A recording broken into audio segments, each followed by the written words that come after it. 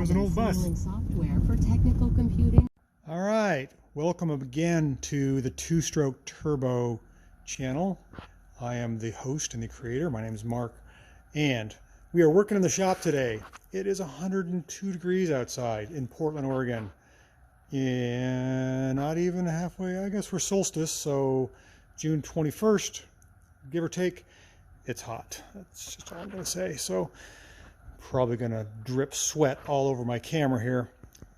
I would be dripping sweat anyways because I drool a lot when I get to work on these little micro cars. This is a beautiful little baby blue BMW Isetta. You've seen me work on this a little bit. We're going to get into the technical aspects of an Isetta.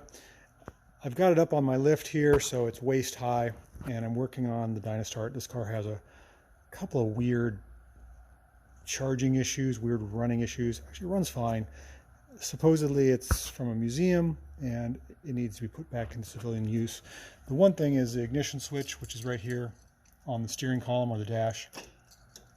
The snapback, so basically when you go from off to on to start, the start to on doesn't snap back like it should. There's a problem there. So that's going to get resolved. But the most important part of an Isetta, the most complicated part, the part that complicates or makes people wonder about these cars, since such simple little cars, is what's called the Dynastart. And I wanted to pull the covers off here and get a good look at it. And I'm already seeing some things that I don't like. So let me show you how that happens. This is your cooling shroud, this blue thing right here. That is the fan that spins in the crankshaft. And that's what we call our pie plate. The pie plate goes and it keeps all the wiring to the Dynastart really close, so you can put the fan on top of that and the cooling shroud. So this is the crankshaft right here. It has an eccentric right there that the ignition points run off of. So as this crankshaft spins, it doesn't need a distributor. It just runs off of the points here. And this has a little bit of, oh no, it doesn't have any advance. Usually these things spin a little bit. What's up? To give you your not a vacuum advance, but mechanical advance. So I've got to work on why that's not advancing. Oh, there it is. You got to grab this. So I'm grabbing the eccentric and I'm rotating it a little bit so that the advance does work. And let's see if you can see the springs. See the springs pop out there? There. So that is working the way it should. But what's not working is we don't have charging. We have charging at like 5,000 RPM, but nothing below that.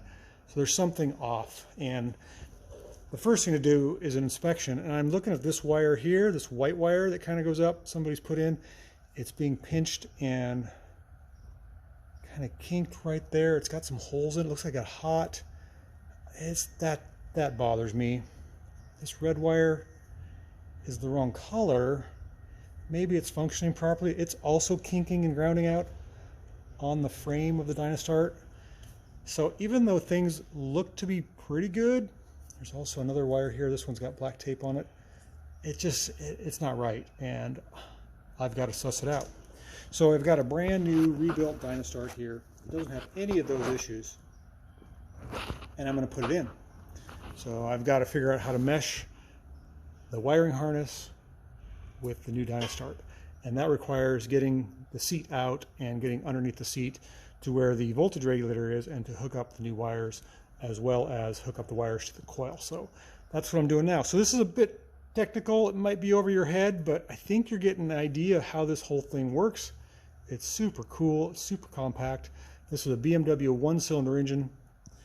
The mixed fuel and air comes in through one side of the head and it's exhausted on the other. Yes, it is a Hemi, but this is the rotating assembly of the engine. You're looking at the end of the crankshaft right here, and as this spins, the spark is sent up through the coil to the plug, and it makes all the noises and combustion happen. So let's get this off. You have to have a special tool to pull this point eccentric cover, and then you have to have a special tool to pull out the whole guts of the thing. I'm going to get to that and pull it apart and see what I find. I'll do an update once I get there.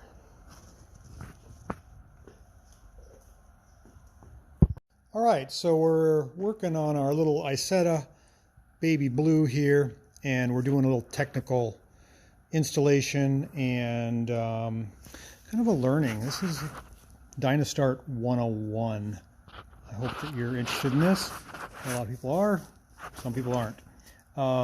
So where were we? Oh yeah, so we're removing the Dynastart. You got to remove a few things, and you got to be careful because, like I said before, this is the most complex part of the whole car.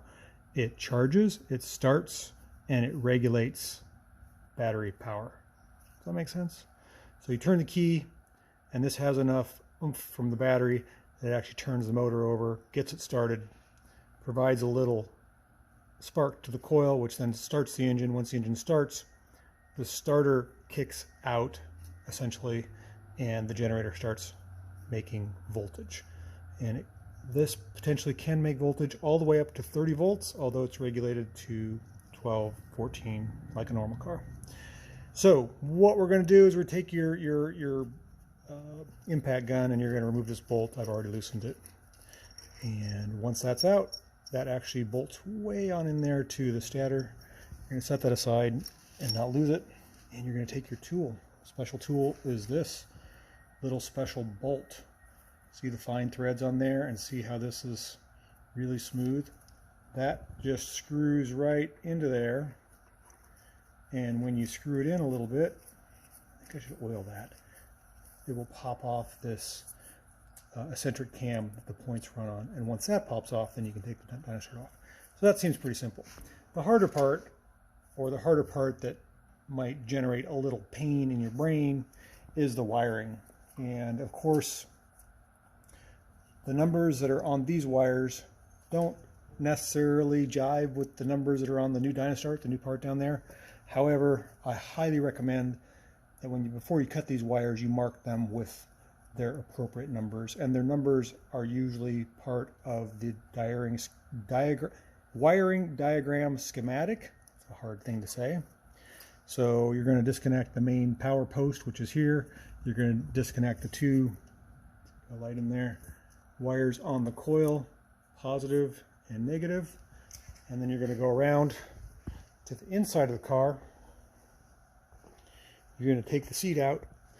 You're going to get right back in here, and there's a little terminal block. And you're going to get to the block here. A lot of those wires will have numbers. And there's also numbers and letters on your voltage regulator that you can correspond those to. What's really frustrating is, like I said before, the numbers don't necessarily match from the new part. But we'll figure that out. Okay, we've got all our perimeter bolts out from the field, or I should say the Dynastart, and we're going to pull this gently off and see what it looks like. I'm expecting to see that some of these brushes are wore down. They shouldn't pop off. Take it off nice and gently. You can see the tapered snout here on the crankshaft. You don't want to bug that up. You want to use that special tool that I showed you, like that. That presses that eccentric off. That's where the point's right. So let's see if we can slide this off gently.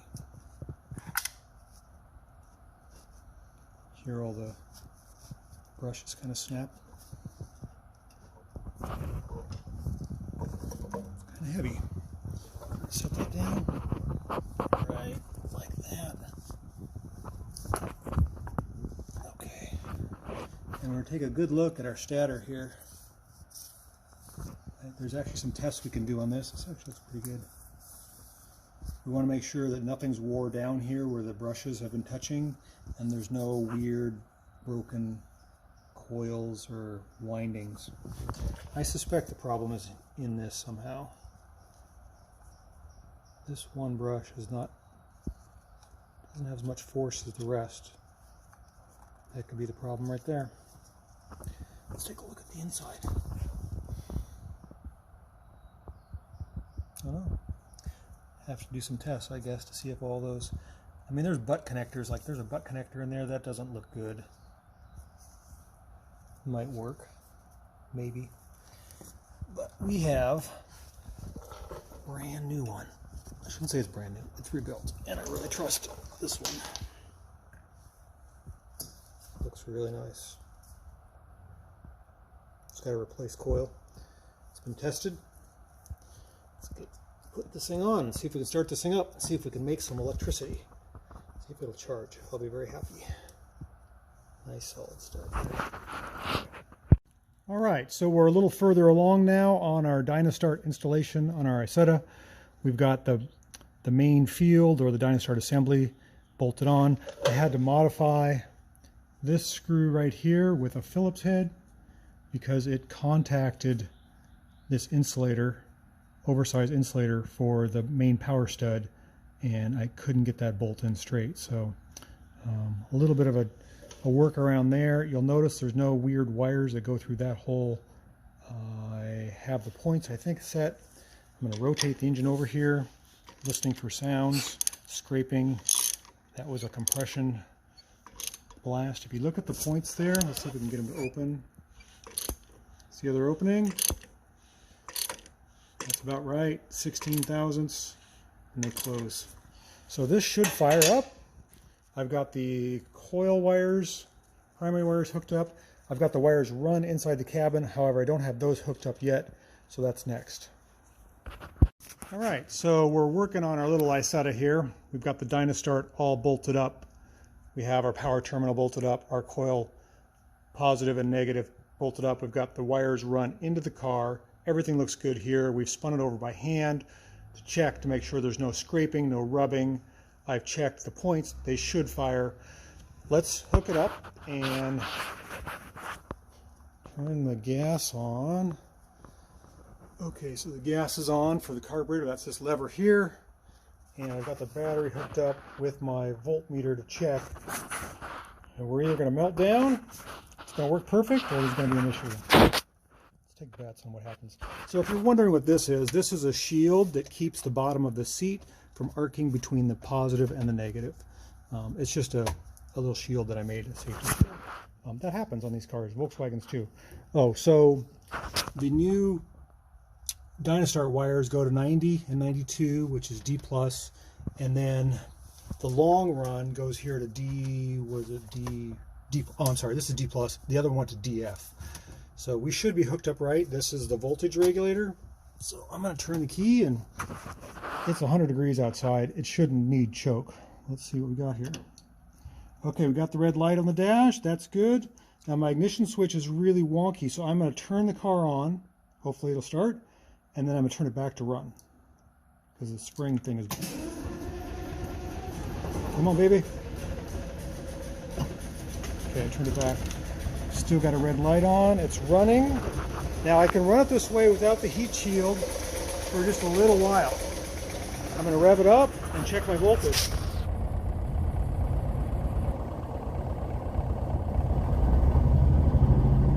It's trying, but I'm not getting 14 volts. Okay, I'm going to shut her down.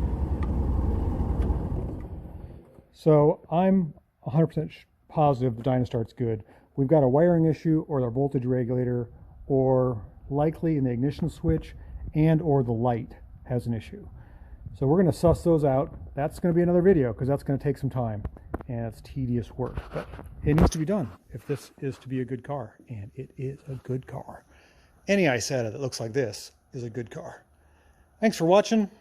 Thanks for checking out my channel. Sorry if my light is blinking there. I didn't realize it was blinking. That's probably really annoying.